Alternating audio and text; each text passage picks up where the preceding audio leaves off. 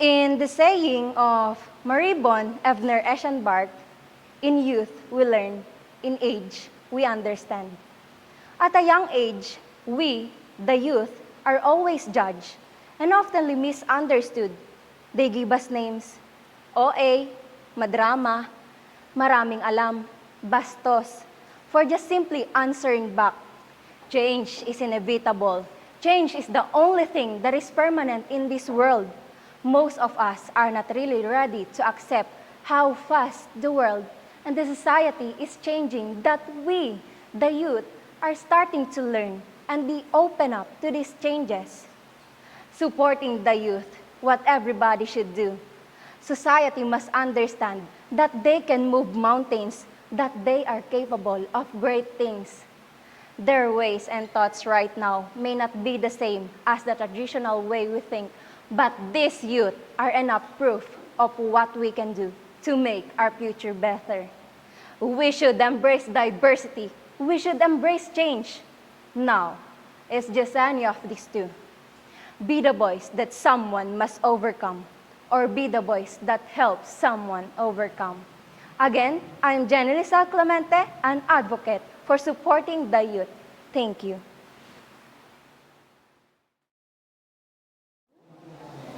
Growing up, my parents always telling me, study hard and value education, because that's the only thing that I can give you without anyone can distill to you. Education, and inclusively education that ready to embrace our children from different races, ages, economic status, and beliefs. I believe that education is not for us to have a beautiful or a good job in the future, but it also improves our talent, skills, attitude, and character. I firmly believe that we will have a contribution to have a development in the reliable nation in the world. Once again, Glyza Amance Campos mula sa Departamento ng Edukasyon.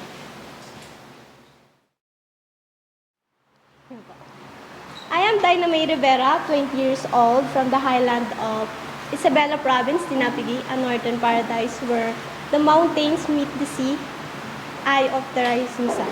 I am a fan of modernization when it comes to my land, but not to extent that nature will sacrifice its spirit. We all know that economic industrialization is the fastest way to improve one land and life of people. And one of these is mining.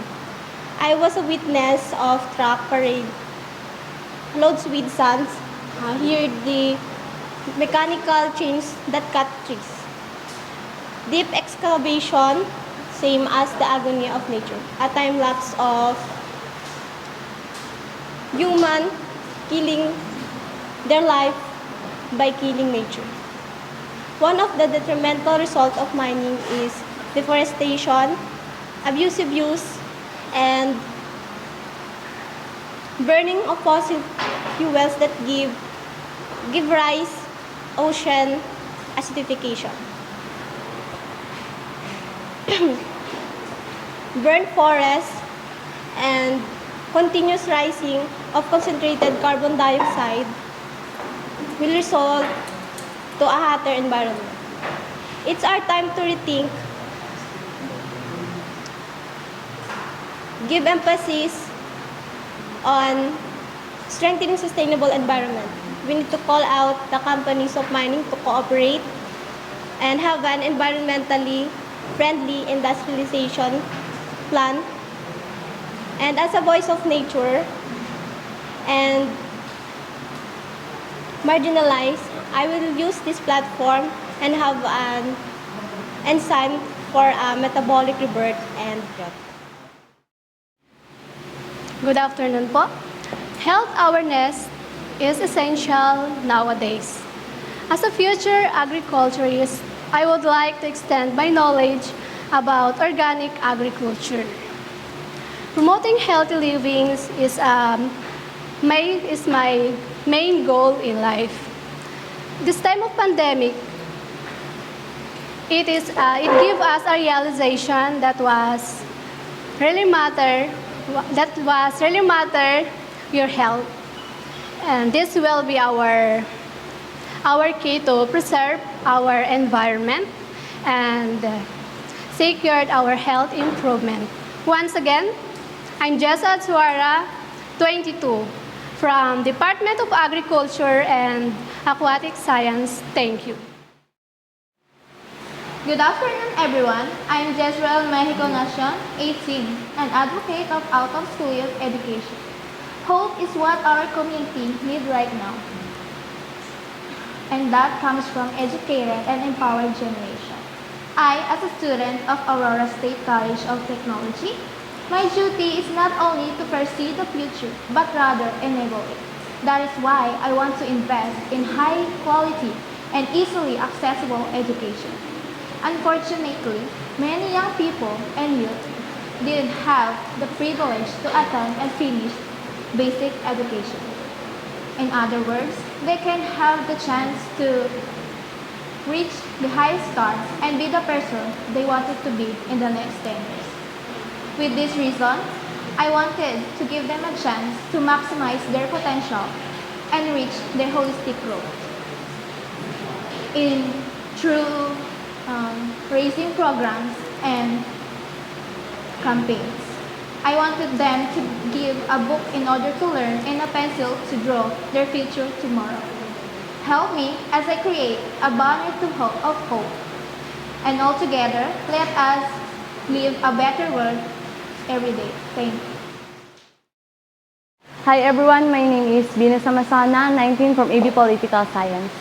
My advocacy is youth empowerment. As a political science student and also a youth, we are the future of our society and our country.